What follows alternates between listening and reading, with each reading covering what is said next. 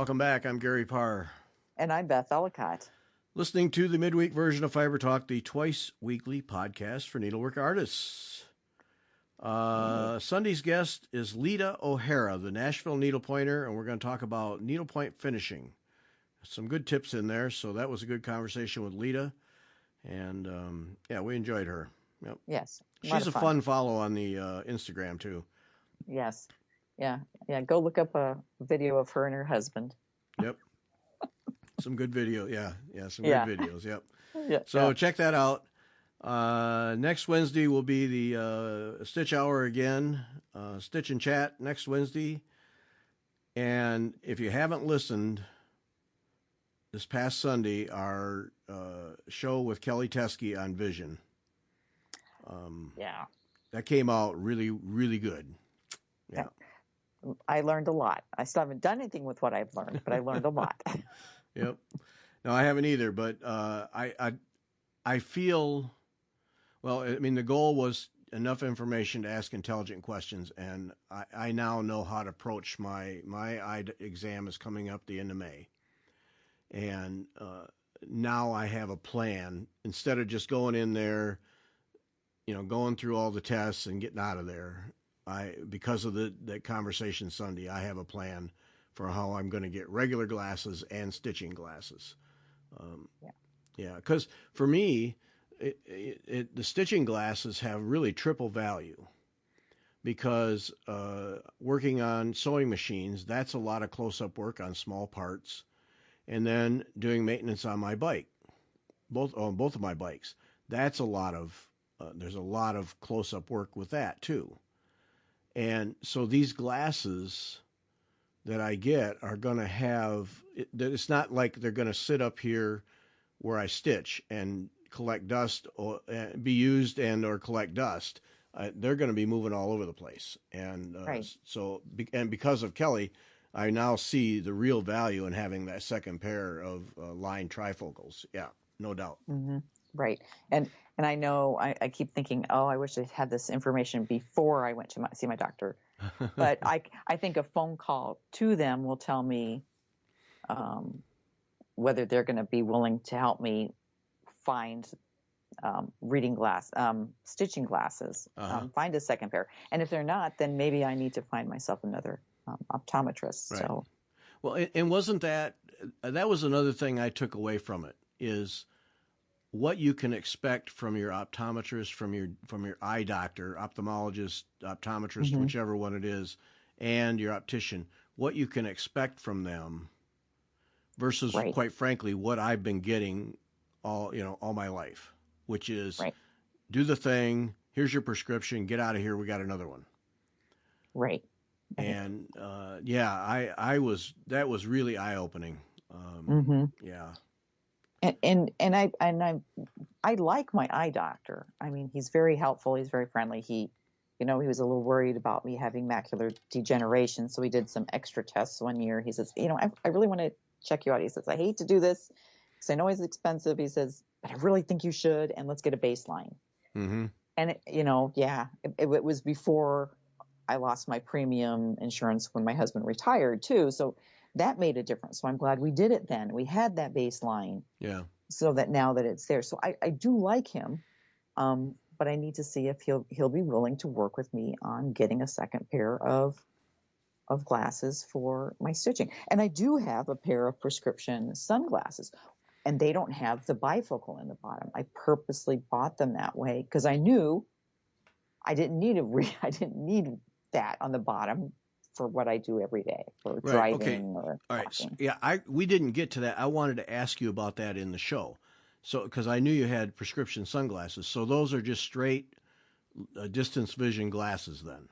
Right. And I just bought an inexpensive pair frame so I could throw them in my backpack with me when we hike. But that's so that I don't have that when you step down. Yeah. When hiking. Yep. I broke a pair of glasses one time while we were hiking because I took them off and I shoved them in my pocket, and then I bent and I was like, oh, there weren't my glasses. And thank goodness, I have an engineer in the family who is good with duct tape. So, a skill you learn as an engineer, yes. Yes, of course. Yeah, engineers and duct tape, that's what they're known for. But having a pair of sunglasses without the reader on them, without that bifocal, is very helpful for me. And I use it while I'm driving because I can see the dashboard and I can read it. I don't need the bifocals for that. It's big enough. Yeah. And see, that's the reason I was interested. Well, I was interested in that just in general, but when I'm driving, I just wear my regular glasses and then I have some clip-on sunglasses. But when I'm riding my bike, I do not wear my regular glasses, my regular progressive bifocals. I wear cycling sunglasses, which are not, there's no prescription on them at all. It's just they're cycling sunglasses because my distance vision is basically fine. I mean, the prescription on that is trivial. And like you with the dashboard, when I'm looking at my bike computer, it's far enough away that I don't have any trouble reading it. But then I take my regular glasses with me on my bike so that if I have to study a map or something because I got lost, which it's been known to happen, then I have those glasses. But that step down thing, because when I wear my regular glasses on my bike, I feel like I'm easily a foot closer to the ground than when I don't have them on. And it's that bifocal effect thing. And I know what you mean when you step down. Yeah, it's a weird thing. Because when I take them off and just go ride, I feel like I'm sitting up so much higher. Yeah, it's weird. Yeah, and it's disconcerting. And I have, when I first was using the bifocals, that was a pain. That was a pain to get used to. Mm-hmm. But yeah, and I can't when I'm hiking. I just can't see well enough. I don't feel stable enough. So it's like, okay, these are coming off. Yep. So anyway, if folks, if you haven't listened to it, listen to it and share it with others. Pass it around. Really, really helpful show on just what you can do and what you can expect and what you can basically get out of your exchanges with your eye doctor and optician. And then go back to the September 2, 2023 show and Rinda Just, who has macular degeneration and stitches, and talking about that whole aspect of eye care, of eyes, eye issues with Kelly there too. But Rinda, that was really enlightening too. For those who might have macular degeneration, you baseline for you. Marga's mother had it, and her aunt had it, and so Marga has had a baseline, and she gets checked every time. They monitor that retina because it's in the family. So, yeah. So it's who was it? Marga said, I think she found something on Instagram or whatever, but basically that it was interesting that eye care and dental care when it comes to health insurance are just add-ons. Yes. And that makes you pause and think, wait a minute. What? Right. Yeah. So, yep.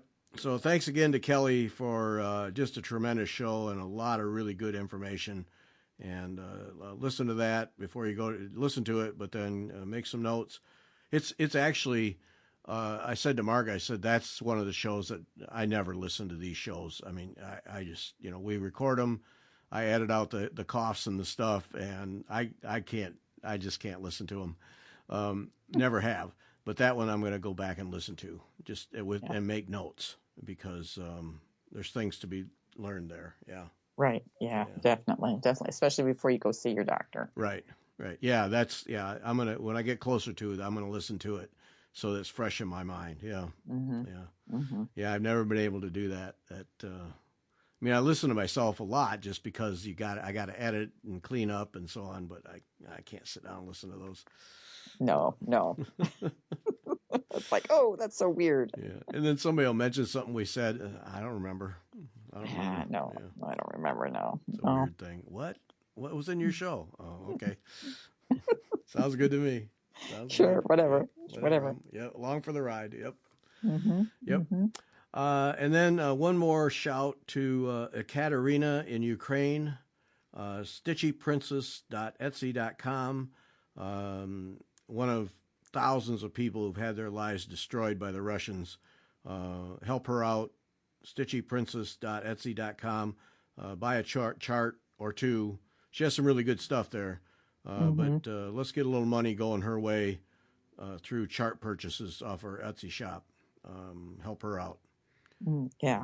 And I have a feeling helping her out helps out a lot more people, because I'm sure anybody with any income in that situation is doing everything they can to help everybody. So, Right. Yeah. So, yep. Do that. Yep. All right. You asked the question, is there any needlework project that you said, I have to have this, I must stitch this? Yeah. And the reason I asked you that question was from 2 weeks ago. You asked Cindy, let's see if I can find the exact question. Now I can't find it. I asked Cindy how many projects she has sought out versus projects that she got from others because someone else was doing it. Actively went on your own.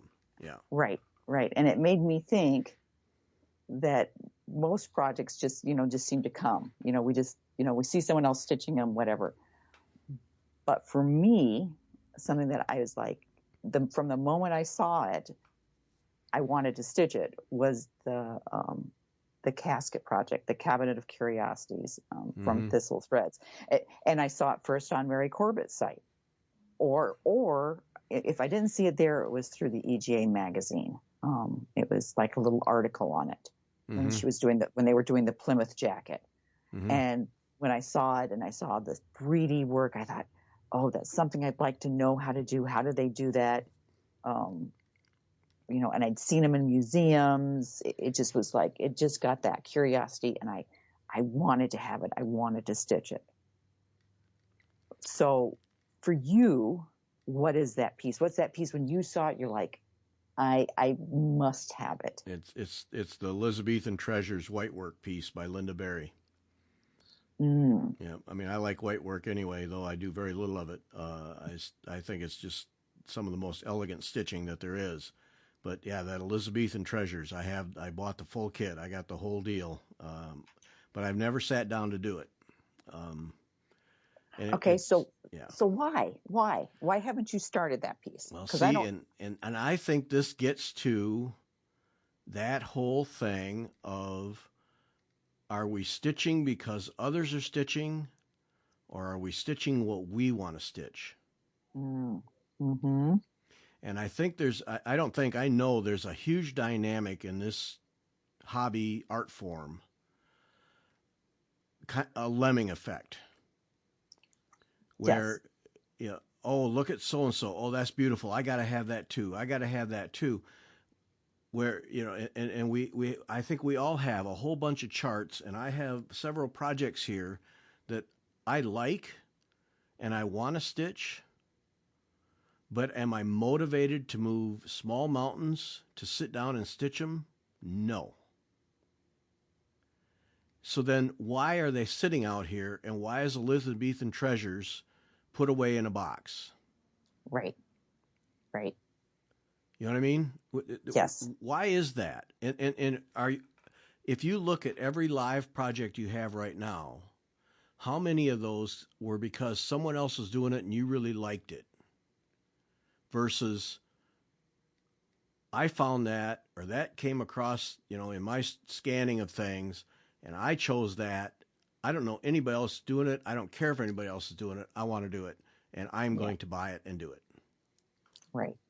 And I think the the stump work definitely fits under that. And most of the stitching I'm doing, it's like, okay, my guild is doing this, or yeah, I saw this and I thought, oh, it'd be fun to stitch. It'd be fun to have.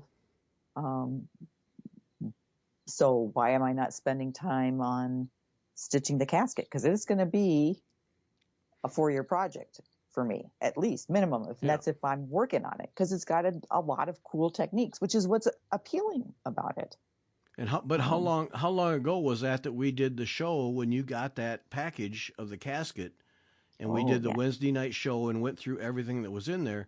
How long ago was that? 2020. Yeah, probably. Well, certainly before the pandemic. Okay, so but see, that's the thing. That's my point. Why is that taking a back seat to all these other? Look how many projects you've finished since then. Right. Yet that was the one that you bought because you saw and you wanted it. So why is that taking a back seat? And I'm not just pointing at you. I'm pointing at me too. Same thing. Why is Elizabethan Treasures taking a back seat? And I've got a couple of others here. Why aren't those out on the table and the other stuff getting a token look? I think part of it for me is that the technique was totally new. I mean, I had done stump work. I'd done just a little bit on my own, and this is all new threads, all new techniques that I'd never tried on a very, very, very large project. It's not. And we discuss, we have a couple of Zoom groups going on it, and we discuss all the time. We all go around in circle. It's the same circle every time. How do you finish it? How do you glue it on? Did you do a practice box? And some people say yes, and some people say no. But there's that fear of once you get your panels done, you've got to glue them to the box. I know. So think about that. So there is that. So you kind of like, when you're thinking ahead, you're thinking, it kind of at least it slows me down. It's like, oh, I have to get to the point where I'm going to glue this. Well, maybe I'll just put this away for a while. Yeah. And instead of just moving forward on it. It's easy, and it's easy to be afraid of the stitching. You know, it is new stuff. It's a lot of new threads, and a lot of new techniques. I was working on. You're supposed to make these little loops with this silk gimp, and I couldn't get it to work, and I finally got mad and I ripped it out, and I said, I'm going to go buy something else to stick in here. And they laughed at me. They're like, Beth, try again. After I calmed down by myself, I sat and I re-put the loops in. Yeah, you got it to work. It looks good. I did. Yeah. But it took me a while. It took me, and that was at least 4 or 5 hours on, oh goodness, is it 2 inches? 2 inches by less than 1 inch high. It's a small little spot. Yeah, but it looks cool. It does look cool, but we're talking 5 hours of work. Yeah. So it is a massive project. So it does, when you think of it, you think, well, I'll work on this little cross stitch project because, I can see progress on it. I can make, quick progress, and I can get something done. So for me, those are the thoughts that go through my head. Now the question is, what is it with your white work piece? Because this is gorgeous. I have the piece that you're talking about, the Elizabethan Treasures, but all I have is the cover photo. And the cover photo is pretty. Yeah. But you've seen it real. Yep. Yeah. Not even close. Nope. Not even close. And I have the other one. There's a sister project that goes with it. I have that one. I forget the name of it, but I have that full kit too. Of course you do. Yeah. But see, okay, but that's the part for, why isn't that happening? Okay, a couple of things. One, path of least resistance, where, making X's on linen is mindless, whatever, and you can see progress. So path of least resistance, but also, is it at least for me, it's time, uninterrupted time, where I am rested and awake, where I can focus on that and do it right. Yeah. And getting that time is for me is a challenge, because when I have that kind of time, a Sunday afternoon where I got nothing going on, and I can sit down and do that stuff. I mean, to me, there's nothing better than that. That is just, oh, what an afternoon! Thank you very much. Mm-hmm. I think some of that is that, and it's not an excuse. It's just a reality. And so people who power through those things, do they have that kind of time, or do they have a different mental approach? I don't know. You mean power through like cross stitch projects, or No, power more through challenging pieces. Yeah, I don't know. Maybe more time. Yeah. More. They give themselves that time. Mm-hmm. Too. It's saying, I'm going to allow myself to have this break, and I'm going to work for 2 hours in the evening on a project that I want to work on. Yeah, that challenges you. Yeah. And even I was making little X's for quite a while, and I thought, you know what? And then I started scrolling Instagram, and I was like, okay, why am I scrolling Instagram? I'm not tired. It's early. And I realized I was bored. And so I put my phone down, and I went and picked up Dawn to Dusk. Mm-hmm. Because that's challenging. Right. I was making decisions on the colors.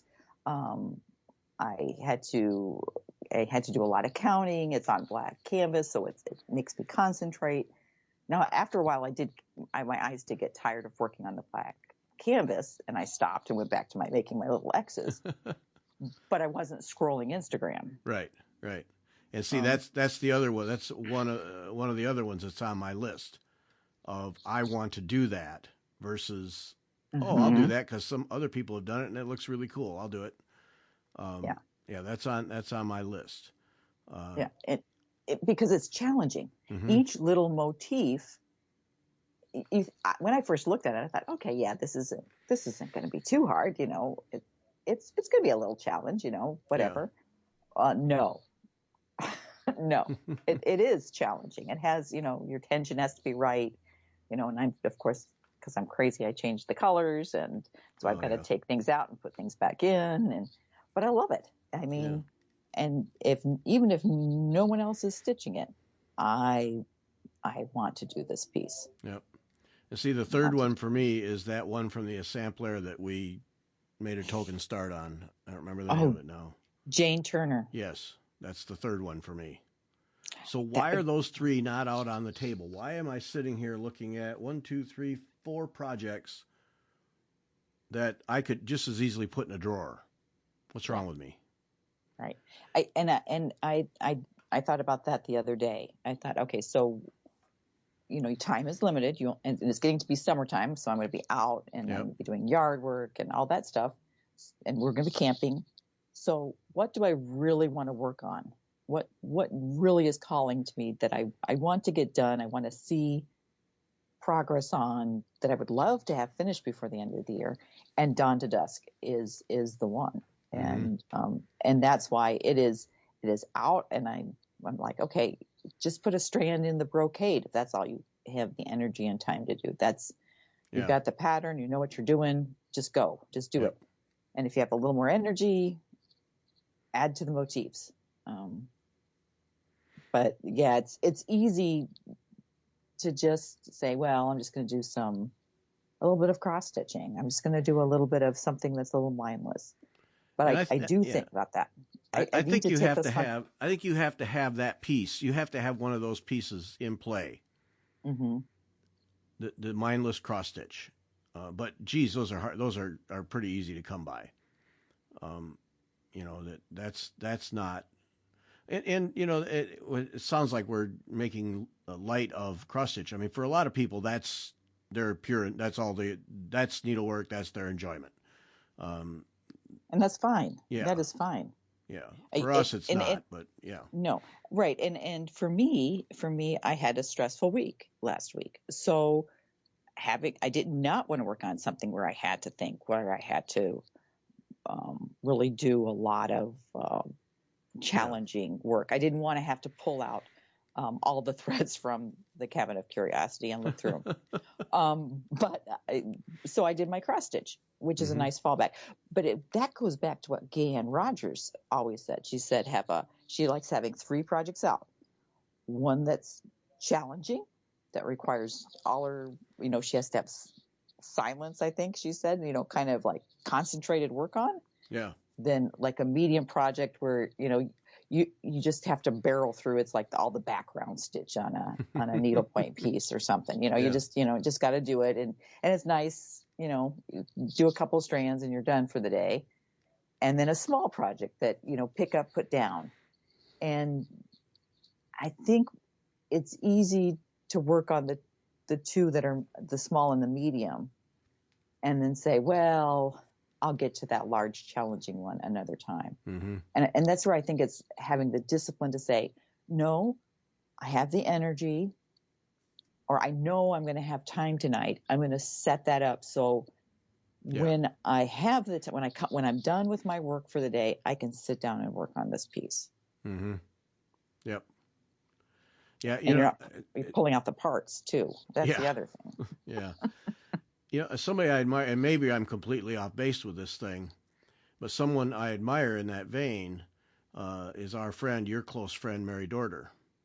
Yeah. Because every time that I am involved in conversations with her, I get the distinct impression that Mary stitches what Mary wants, and she is not influenced by anybody or anything. And it's just, and she does some very challenging stuff.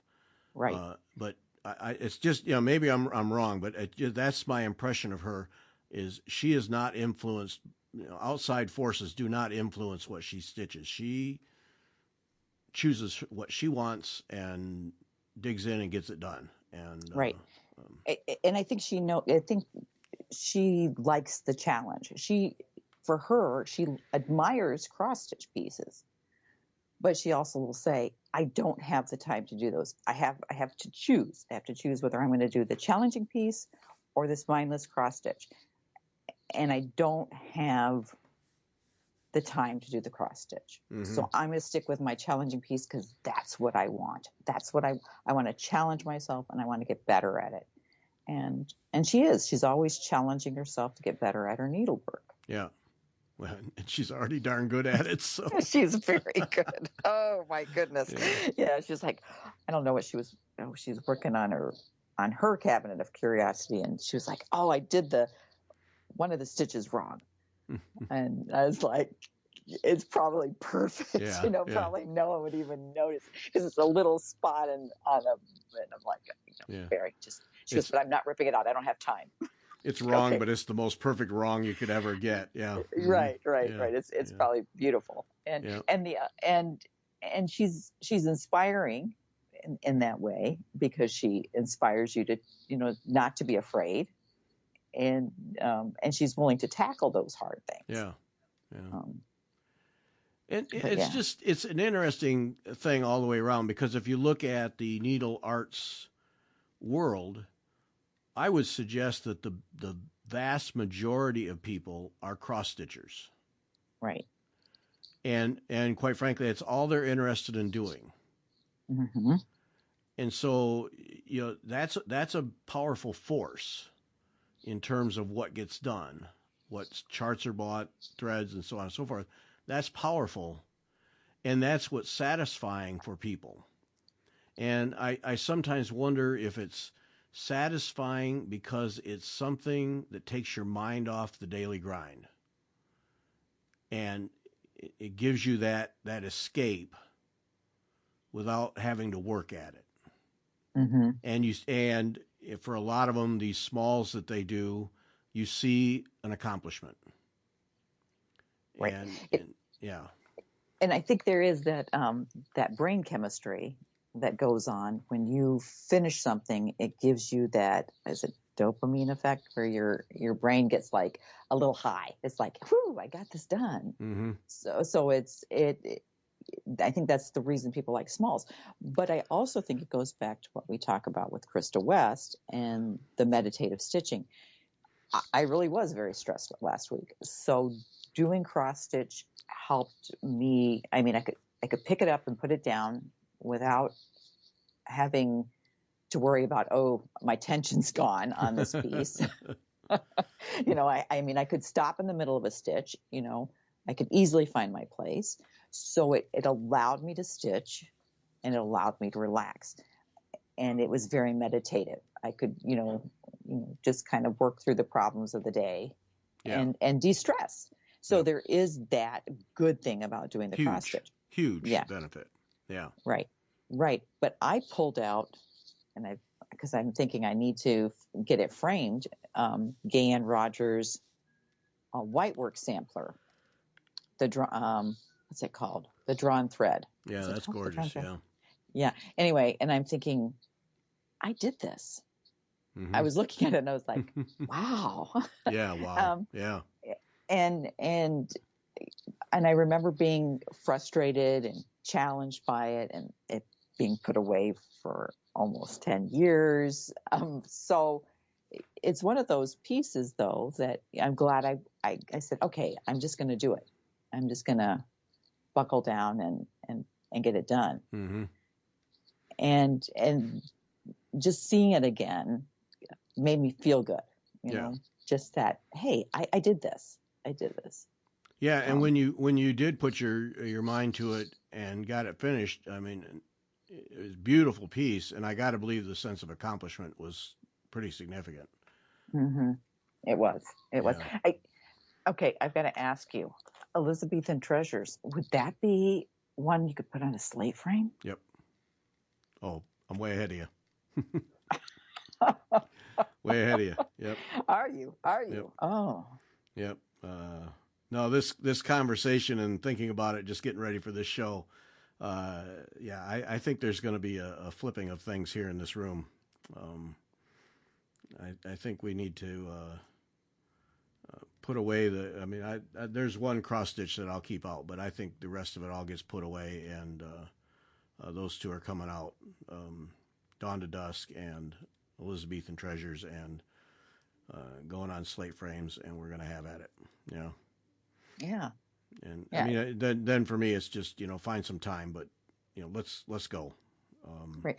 Well, and I think for like Elizabethan Treasures, you've got to do.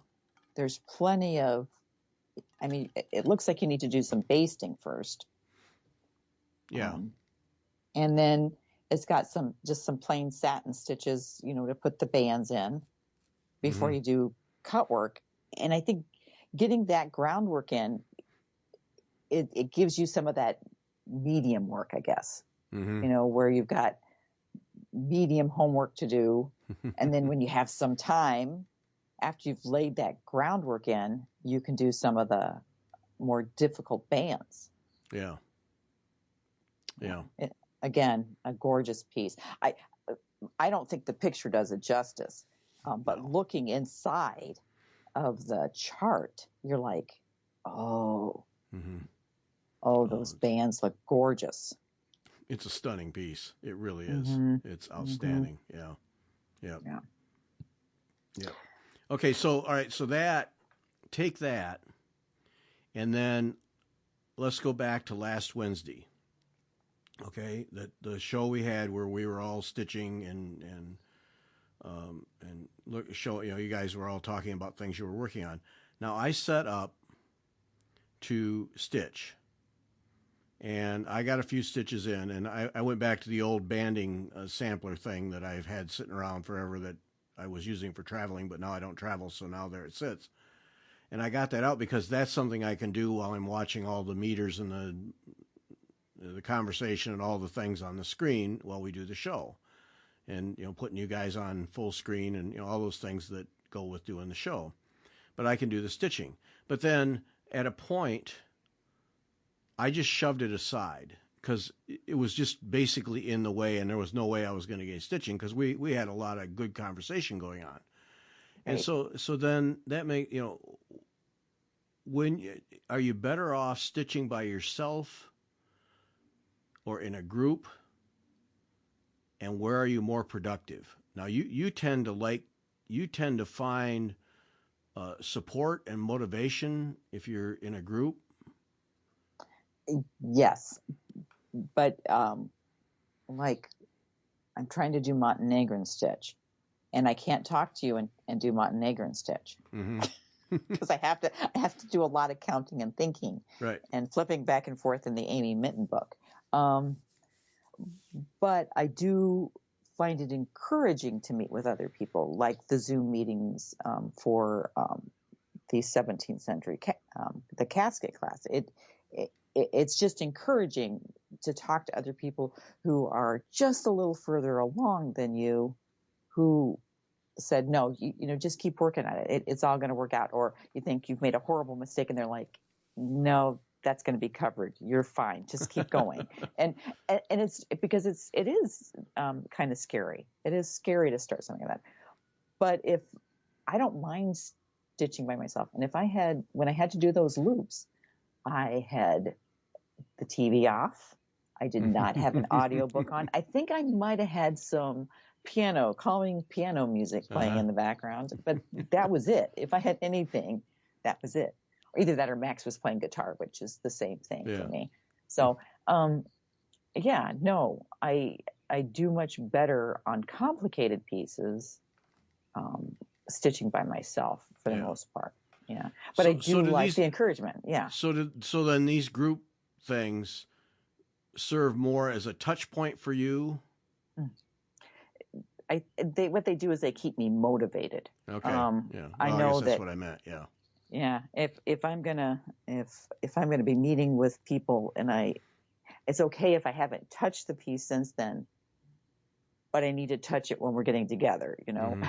Yeah. and be ready to work on it and pull it out, and it kind of keeps it moving forward. Yeah. Rather than it languishing and saying, well, okay, I'm going to just work on something else. Well, but are you productive in those gatherings? I am. Okay. I do get something done. Maybe not as much as if I was by myself, but then if I was by myself, would I work on the piece? Oh, yeah. So, it's got the motivating factor of saying, okay, we're going to move this forward. That's why the whitework sampler, that's why I got it done, because Deb DeCrane said she was working on hers and she was encouraging, and I was like, okay, she's doing hers. I can keep plugging along. We'll keep working on it together. So it kind of gives you that motivation, for me at least, of when I work with other people. Now that's not the same for you. No. I when I'm in those group things, I might as well not even have stitching in front of me. I never have been able to do more than pick at it. And I guess got to be by myself. But that's part of my nature too. I like being by myself just in general. So I'm sure that's just part of my makeup. I just generally do. I like being by myself. And Mark, a friend of ours from back in Illinois, has marveled more than once. You don't like, you like to just be alone all the time. Why do you do these podcasts? They don't fit at all. And yeah, good question. I don't know. Well, and I think that, I like being by myself, and I do get a lot of stitching done when I'm by myself. And if I were just chit-chatting with people, I bring pieces that I can do more talking, and I don't have to worry about my stitches being exact. Mm-hmm. But that's not why I set up Zoom meetings to work on specific projects. I need that motivation. I need someone to say, hey, we're working on this tonight. I'm working on mine. Are you working on yours? The that motivator of somebody else working with you. But I think it helps people too. Mm-hmm. If you set you aside, doing those groups helps people. I think so. Yeah. I'm just surprised when we started the one for the Cabinet of Curiosity. When I started the one I'm doing, I was surprised by how many people are like, yeah, I need to start on mine. I need to work on mine. I want to join you. That's the only time I work on mine is when we get together and do these Zoom meetings. And it encourages us, I think, to get together that little bit of time to work on the same project. Yeah. So, and to hash out problems we're all having, or, one of us is having, and, we can help each other out through it. But yeah. No, I think it does. Accurate or not, doing these podcasts, I mean, I believe that in one way or another they help people. And I think before I became part of Fiber Talk, I mean, I loved listening. I learned so much about the different designers. I learned about stitching. I learned different techniques. It was just, I found it fascinating. And so I think it adds something to the needlework world, that nothing else, there's nothing else out there that I've like Fiber Talk, really. Especially with us talking everybody, like I think of Jennifer and her tamari balls. Someone said, "Oh, we should do a tamari ball workshop." I was like, "Okay, I don't need something else. I don't need a tamari ball." But her ball, those are beautiful. They're she's gorgeous. Amazing. She's just amazing in general. Yeah. It's like the other night there where it didn't feel good, so I sat there and spun yarn. Oh man, for me that'd be a major undertaking. No, that's my release. I just didn't feel good, so I sat and spun yarn. Okay. Yeah. Yeah. Mm-hmm. Big tip of the cap there. Yep.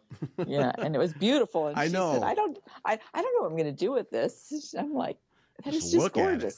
I know. Pet it. I want to pet it. That was the other thing. I just spun some yarn. It was gorgeous. What? Jeez. I know. I know. She's amazing. Yep. Mm-hmm. All right. Here it is. All right. I'm inviting you to do a museum exhibition. All right. Do you have enough pieces that you could do an exhibition? Finished, like framed, whatever, not just canvases laying in a drawer. Do you have enough that you think are good enough to hang on a wall for an exhibition that you could proudly stand there on opening night with wine and cheese? You know what I mean? I would say no. I think I have enough to do an exhibition. I'm just thinking I have a wall in my basement where I finally got mad, and all the ones that were framed, they just went up on that wall, and my kids always laugh because no one sees them except me when I exercise. But they are not. I know they're. I mean, they're not perfect, but they are all finished and they are framed. But good enough for a wine and cheese exhibition? I don't know. I don't think so. Okay. I think mainly because when I look in my head at those pieces that are on the wall, they are. I was learning techniques. I was changing colors where I hadn't really ever done it before, and I just thought, well, I'll just try it, and here we go. They are all. I can see the errors in them now. Okay, all right. Let's take that from a different angle. Do you have enough that other people think are good enough that you could do an exhibition? Take the I know where the errors factor out. Probably not. I don't think I have enough. Okay. There's probably like 4 or 5 that I would say, okay, yeah, absolutely. All right. Those could be exhibited. There's some, and our guild has a show, and I've shown them there, but not. I don't think I have enough. And that would be a whole lot. Now, do you have that many framed and finished? I think I could put 8 on a wall. that I would be able to stand there and say thank you very much when somebody says that's beautiful, not oh thanks but this or thanks but that. No, I think I have 8 that but that's all. It's a very small exhibition.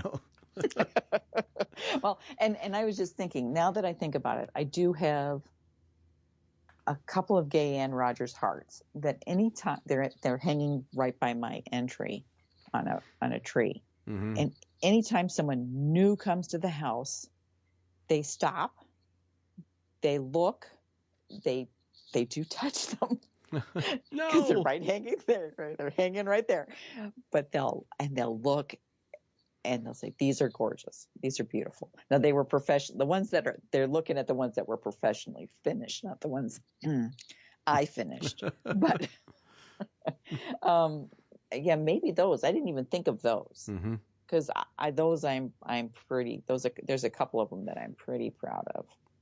So it sounds like we could both do an exhibition in the entry area of a local needlework store. Right.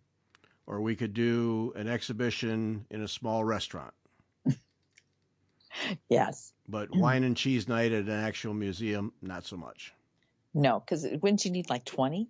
I would think. Yeah. It's not like they're quilts. Like I've heard people say you need they could do 8 quilts. Well, yeah, that's different. Yeah. Yeah. Ours are way smaller. Yeah.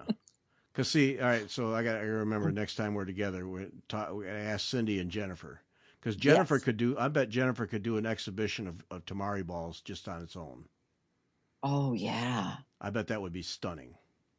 Yes. Mm-hmm. Yes. And Cindy's got enough stuff. Yeah. Yeah. She could pull some from her mom if she needed to. Right. Yeah. But she does. Yes. Yeah. Yes. So, okay. All right. Yeah. Yeah, no, I can't. Well, okay, but you have finished things that are finished but that aren't framed, correct? A couple, 3, but still. Yeah, okay, not that many. No, I can't. Mm-hmm. I can't get up to 20. No. Yeah. I definitely not 20 that I would say, yeah. Yeah. Because, see, it has to be pieces that your response, wow, that's fantastic. Yeah, thanks, but you have to. I think you have to be able to stand there and not have that go through your mind every time. Right. Just to be able to say, well, thank you. That worked out well. Thank you. Mm-hmm. Yeah. Mm-hmm. And do that without faking it. Yeah. Right. Right. I mean, that's a higher bar, quite frankly. Yeah. Yeah. Yeah. Yeah. And I admire artists who can do that. Just in general, yeah. Yeah, and that's a lot of pressure to do an exhibit, to do something in a gallery. I just can't imagine. Yeah.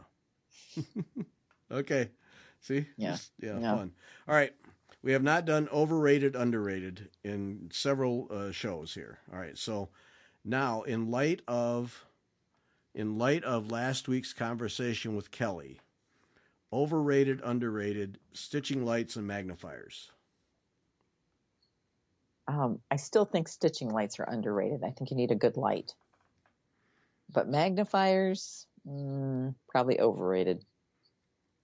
Yeah, I'm with you on that. Yeah, I think good stitching lights, indispensable. Because that was interesting. Kelly has a magnifier light. She said like mine, but she only uses the light because she has the right glasses. Mm-hmm. See, and your glass contraption that you use, you just need good light. Right. And that works for you. Right. See, I got to get there. See, I'm not there. I got to have that magnifier. I can't do it. Right.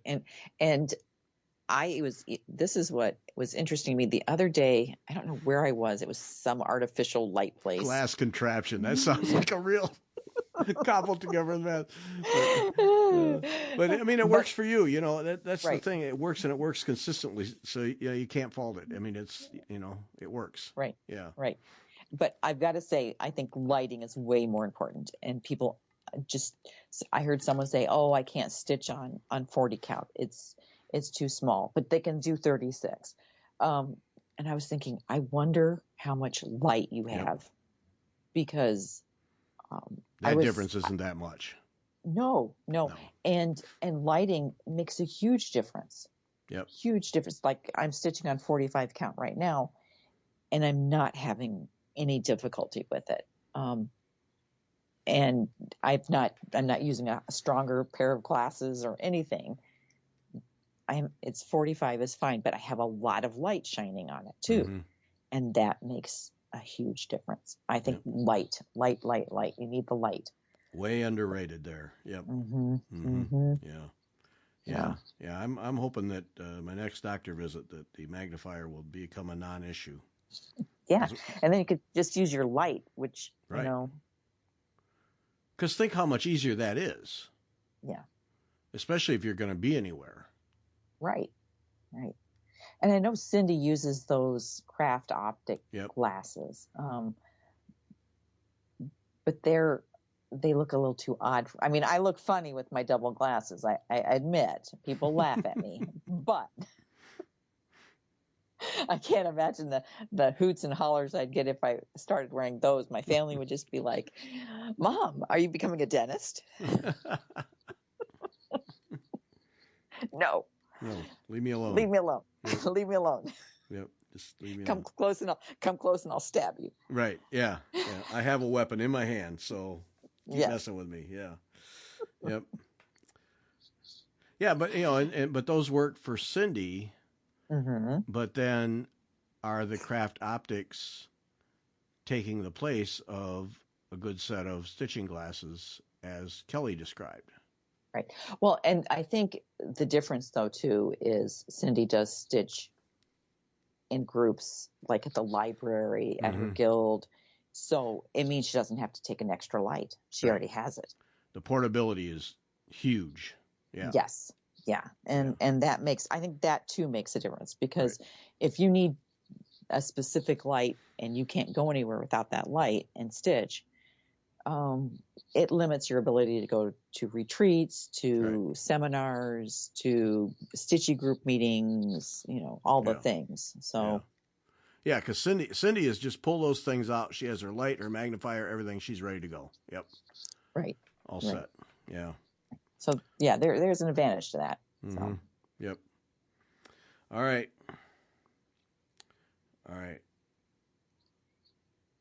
Group projects, underrated, overrated. I'm going to say overrated, because I'm stuck on the one I'm doing as a group project. Okay. I always remember my oldest would complain when they assigned him in college. I have to work in a group. I just want to do it myself and get it done. But I'm working on we're working on the sampler book for my guild from Erica Michaels. And it's a lovely pattern. I've looked at it many times, but it's smalls. And I don't like smalls. You are learning a lot of neat stitches on it. So I highly recommend it if you want to learn new stitches.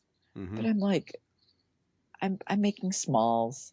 I don't like smalls. Yeah. So I'm stuck on O right now. Oh. And I think O was supposed to be done in March, and I'm supposed to be moving on. And I'm like, what happens if I abandon this project? Is this bad? I'll find out when I go to my guild meeting. If I might mention it to people, and I know what they'll say, but we'll see. Yeah, overrated. Yeah, way overrated for me. I won't add nothing to do with them. Thank you. Pass. Nope. I'm out. I'm out. Yep. All right, we're going to take another stab at Would You Rather. Okay, we tried Would You Rather a couple weeks ago. Kind of worked, but we're going to take another stab at it. All right? So, would you rather silk thread or Kreinik? Oh, that is so hard, because I'm thinking of the Vicki Clayton silks and laying them, the silks I'm using on the casket. There's a lot of silk on that. Jane Turner, we kitted that up in silk. I just kitted it up in silk. I don't know what you kitted it in. But, oh, yeah. Yep. Yeah. But Kreinik, what would you do without that sparkle? And especially if you're doing needlepoint. Think of Fibonacci squares, swirls, whatever I call it, squares all the time. Fibonacci swirls without the little bit of bling in there. Oh, I think I would stitch with DMC and Krynic if you said you could never do it again. I never stitch without the Krynic. I would keep my Krynic and stitch with DMC, although I love silk. But then, wait, I have to take that back. Then I wouldn't be able to finish my casket. Nope. Oh, shoot. This is too hard. Yeah, this is where Would You Rather works, because, you got to give up. It's got to be one or the other. Man, so something gets sacrificed, see? I can't. I need them both. I need them both. How can you stitch? I mean, I've got a lavender and lace angel, and I know she has Krynic in her. Uh-huh. And it just beads it just won't do. You need the Krynic in it. Mm-hmm. Oh, this is too hard. Yeah. Well, yeah, and then needlepoint. Think of Debbie Rowley's or all of them. A Curdy, Curdy's pieces. Yep. Jean Hilton's. Mm-hmm. She uses tons of it. Mm-hmm. Yeah, if you gave it up, you'd have that whole sector of stitching would pretty much go out the window. Right. I mean, you can substitute threads. Okay, there is that, but nothing gives that sparkle. No. Nothing. I mean, and I'm thinking of the big Jean Hilton piece I have, which also I think it was Roe Pace and Jean Hilton stitched together. Venetian Delight. You do, a trillion Smyrna crosses in Krynic with that piece. Okay, but then you don't have silk thread. Oh, but then how would you live without the Trebizond? Yeah. Or, no, I don't know. Now, could you substitute rainbow galleries? Well, I think no. No, I think we're talking Krynic Krynic almost as a generic metallic thread sparkled. Yeah. See, I don't know if I could live without either. Can I give up my first child? No. No, okay. You can't do that. No. Okay, That's not an option. Mm-mm. Not an option. Oh, man. I don't know. Yeah. Oh, man. I will. And because when you think about it, the silk, I could do most cross stitch with just DMC. That's fine. But I'm not talking that. I'm talking, okay, we've got Elizabethan Treasures and it's kitted in silk. Mm-hmm.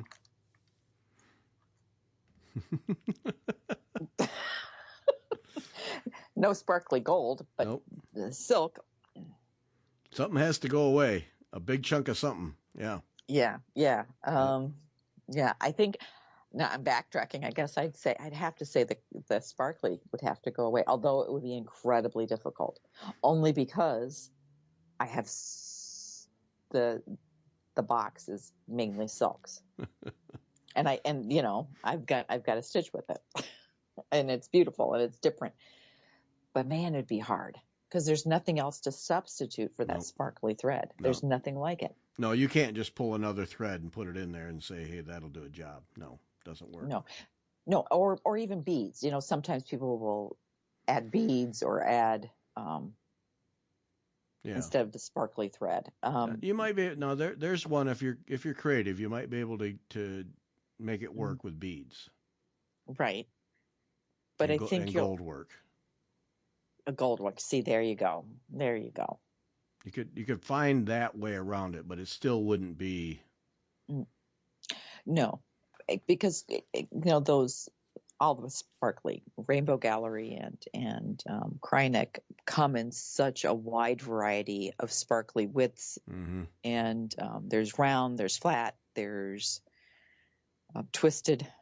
There's there's all sorts of stuff, and it gives an effect that there's nothing like it. Right. There's just nothing like it. Yeah, And even as much as they can be frustrating, any of those threads can be frustrating to stitch with.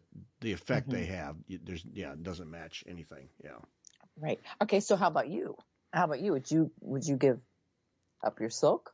I have all the same reservations, but I think I would go the silk route. But it's like 1A, 1B, 1A, yeah.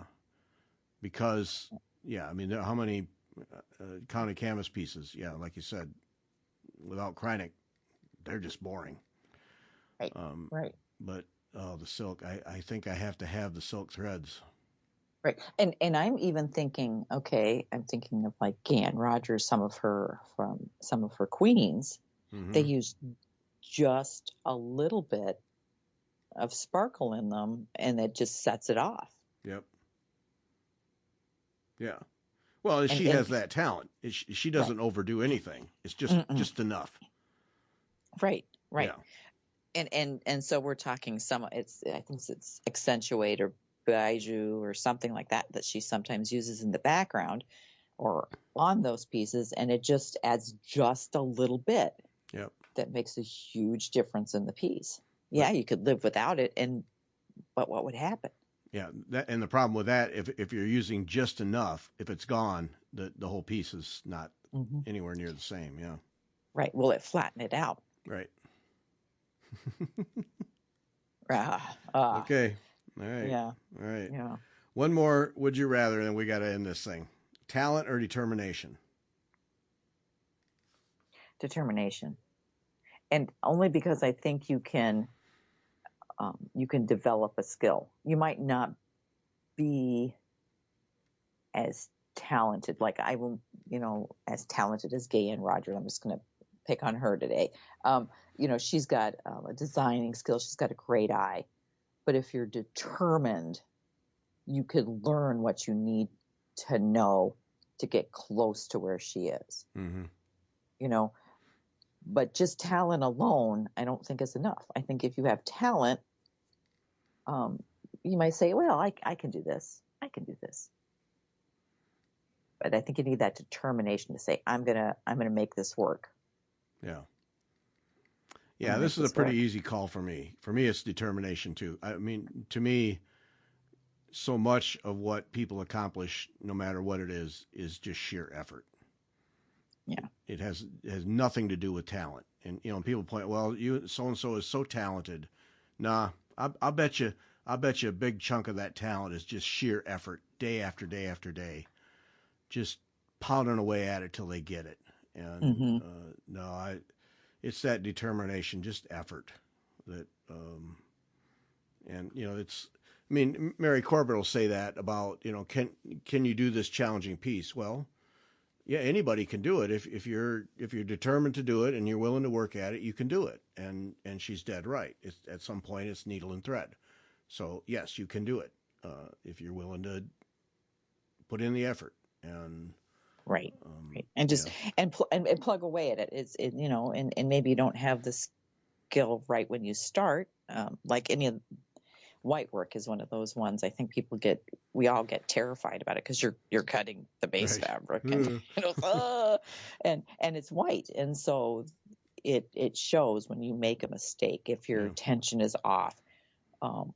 If you've started your thread going a different direction than you should have on a satin stitch, and you can kind of see like that stitch, it looks like I skipped a thread or something. There's tricks, but if you're willing to take the time, you can get better at it and you can develop the skills. Yeah. I mean, you take your high-end embroidery artists, Nicola Jarvis, Jenny Aiden Christie, any of them. Well, and Mary Corbett right in with them. I would love, with any given design, I would love to be the fly on the wall from scratch to finish and see how much gets trashed. I bet it's more than you think. That it just nope. Yes, no. Maybe if I do this, nope. You just know that there's time after time after time, and pretty soon it starts to gel, and then they have something, and that's just effort. That's just pure effort. Right. You know. Right. And I always laugh because I'll tell someone, well, I'm ripping that out, and it's someone who doesn't necessarily stitch. They'll look at it and say, that looks fine, it's okay. I'm like, no, it bugs me. I've looked at it too many times. Yep. It's wrong. It must come out. Yep. You know, and sometimes I leave things because it is, you know, it's a time and you don't need to be a perfectionist about everything. But other times, if you keep looking at it and say, that bugs me, I see it every time, it bugs me, then it needs to come out, because you're going to see it and you're going to see it and you're going to see it. It's the only thing you'll see. Right. And the only way you can really get better. And if you want to get better at a technique, you must be willing to rip it out. You must be. Yep. So. All right. That's it. Lita O'Hara, the Nashville Needlepointer, Nashville Needlepointer, on finishing Sunday, Stitch Hour next Wednesday night. And be sure and listen to last Sunday's show with Kelly Teske on Vision. It will help you. I guarantee it. Yep. Yes. Thanks for listening. All right. Bye.